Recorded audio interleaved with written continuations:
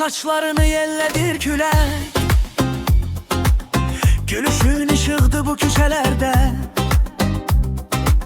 Bir baxış yetti ki titresin ürək. Gecem gündüz oldu bir an içinde. Güzel kız daha da güzelleşmişsen. Yüreğim döyünür seni görende. Gülüşünle yandır bu geceni sen. Rəqs edək sayrışan ulduz görende. Gözlerim bir deniz, mən battım gerek. Bu eşkdir kaçmağa yoktur hiç sebep. Yanımda olanda dünyada susur. Bu mahnı ikimize göredir demek.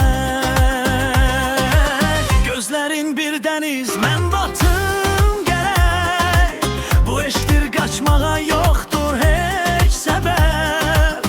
Yanımda olanda dünyada susur. Bu mahnı ikimize göredir demek.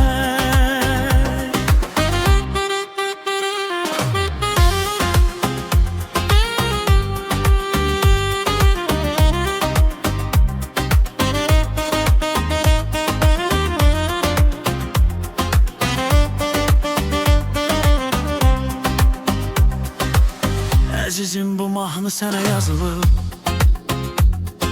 Her notta sesin var, her səsdə adın. Misralar bəndlərə bərk-bərk sarılıb. Dodağımda pıçıltı, qəlbimdə adın. Gözlərin bir dəniz, mən battım gerek. Bu eşkdir kaçmağa yoktur hiç sebep. Yanımda olanda dünyada susur. Bu mahnı ikimize göredir demek. Gözlerin bir deniz, mən battım gerek. Bu eşkdir kaçmağa yoktur hiç sebep. Yanımda olanda dünyada susur. Bu mahnı ikimize göredir demek.